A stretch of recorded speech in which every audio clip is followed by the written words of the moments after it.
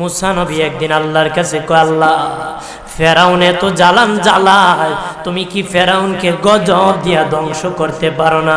আমার আল্লাহ কয়, মুসা আমি ফেরাউনকে 4টা কারণে গজব দেই না। কয় কারণে? ফেরাউনকে 4টা কারণে গজব দেই না। 1 নম্বর কারণ হলো রে মুসা, সারাদিন ফেরাউন বলে আমি খোদা, আর রাত যখন হয়ে যায় জঙ্গলে যায় কল্লাম আমি জানি তুমি খোদা, আমি খোদা না, কিন্তু আমারে মানুষ খোদা কইলে ভালো লাগে, খোদা কইলে ভালো লাগে।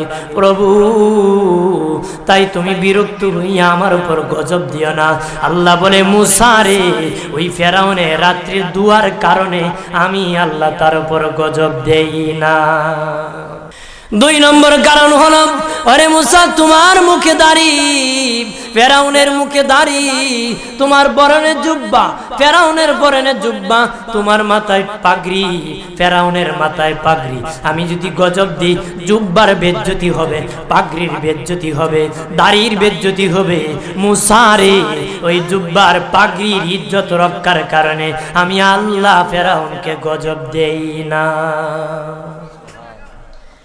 3 নম্বর কারণ হলো, আল্লাহ বলেন মুসা রে মুসা 3 নম্বর কারণ হলো, ফেরাউনের বাড়িতে একটা এতিমখানা আছে, প্রতিদিন দুপুর বেলায় এতিমরা ফেরাউনের বাড়িতে মেহমানদারি করে।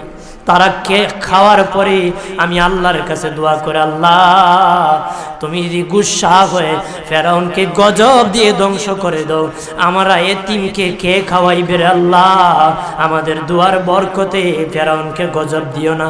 আল্লাহ বলে, মুসা রে এতিমের দুয়ার কারণে আমি আল্লাহ গজব দেই না।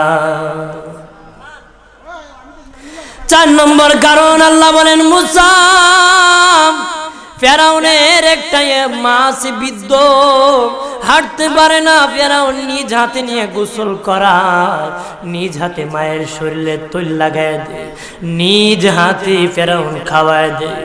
যখন খাওয়ানোর পরে মা বিছানার মধ্যে ঘুমায় যায়, ওই ফেরাউনের মা আমার কাছে 2টা হাত বাড়ায়, আল্লাহ আমার ফেরাউনকে যদি গজব দিয়ে ধ্বংস করে দাও, আমি মায়ের সেবা কে করবে? আল্লাহ বলেন, মুসা রে ফেরাউনের মায়ের দুয়ার কারণে আমি আল্লাহ গজব দেই না।